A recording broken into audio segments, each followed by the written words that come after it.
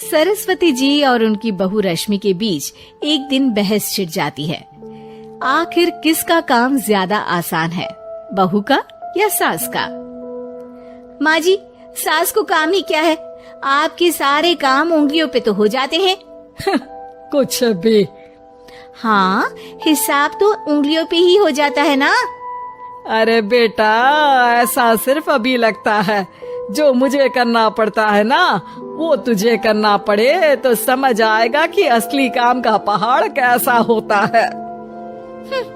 ठेले बराबर वजन भी नहीं है आपके काम में, हर बात पहाड़ों के वजन की कर रही हैं आप।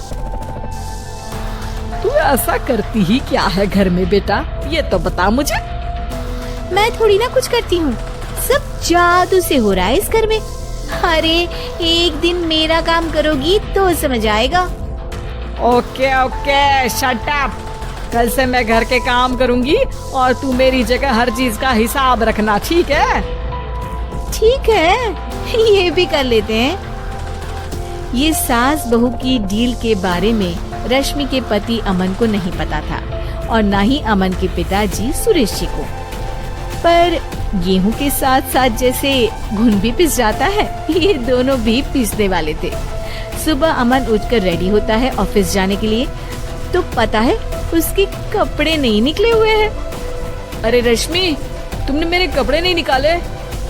अपनी माँ से पूछो ना, उन्हीं का काम है ये। अमन अपनी माँ के पास जाता है। अब मेरे कपड़े आज आप देने वाले हो क्या माँ? हाँ, देना तो मुझे ही चाहिए, पर तेरी बहू ने कपड़े धोने ही नहीं डाले, तो कोई भी धुला हुआ कपड़ा नहीं है बेटा। हैं? ऐसा क्यों? कपड़े तो धोने आप ही देते हो ना माँ? अरे बहू ने तुझे बताया नहीं, अब हम अदल बदल गए हैं। मैं अब बहू और तेरी बीवी सास। अमन परेशान हो गया। वो बिना इस्त्री के कपड़े पहनकर ऑफिस चला गया।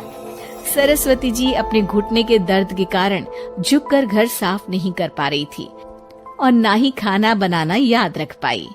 उधर रश्मि पहले ही दिन घर की चाबी घुमा चुकी थी और 300 रुपए का हिसाब अलग नहीं मिल रहा था।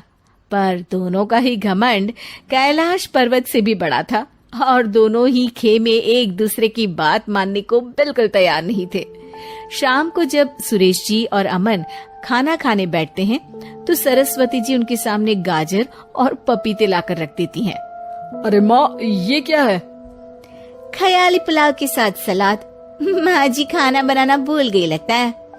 अरे एक एक चमन्नी का हिसाब है मेरे पास, खाना बनाना कैसे भूल जाऊंगी?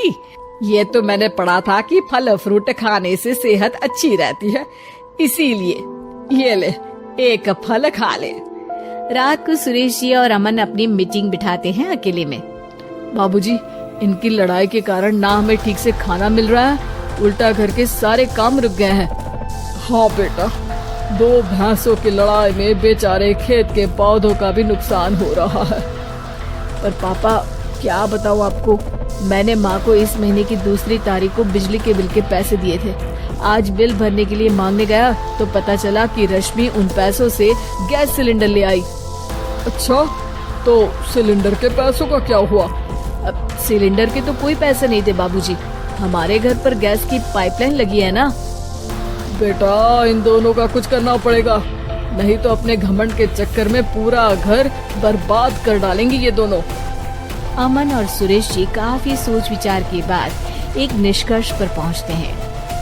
रात ही को दोनों अपनी पत्नियों की अलमारी से नई साड़ी निकालते हैं और सुबह जब रश्मि और सरस्वती जी उठते हैं तो देखते हैं कि दोनों पति साड़ी पहनकर चढ़ाव पर सब्जियां काट रहे हैं। अरे ये सब क्या हो रहा है? क्या हो रहा है मतलब? आप दोनों अदल बदल हो सकते हो तो हम क्यों नहीं? अरे क्या मतलब? नहीं नहीं, मेरी भी बचपन से किसी की बहू बनने की इच्छा थी, तो आज से सरस्वती तुम बड़ी बहू, मैं मिडल बहू और अमन छोटी बहू। अरे लेकिन सब घर पर बैठ जाएंगे तो कमाएगा कौन? ये घर कैसे चलेगा? अब वो तो भैया या बाकी लोग जाने, अब हमने भी अदल बदल कर ही लिया है तो कुछ नहीं हो सकता। रश्मि और सरस्वती जी को समझ में आ जाता है कि उन दोनों की आपस की डील की वजह से इन दोनों को बहुत तकलीफ हो रही है और उनके ईगो ने दूसरों को कितनी यातनाएं दी है। अब असल में माँ जी आप सही थी, सास बनना बहुत मुश्किल है। अरे हाँ बेटा, और तू भी, मुझसे तो नहीं हो पाया सब घर के काम, वापस बदल ले क्या? हाँ हाँ बिल्कुल माँ जी, और अब आप दोनों भी बदल लीजिए। कोई आ गया तो आप दोनों को देखकर क्या सोचेगा? अच्छा है, आप दोनों के समझ में ये बात तो आई। मैं फटाक से कपड़े बदल लेता हूँ। अरे रुक जा बेटा, एक फोटो ले लेती हूँ तेरी। मेरी बेटी होती तो तेरे जैसी ही दिखती साड़ी में। और मेरा फोटो नहीं लोगी?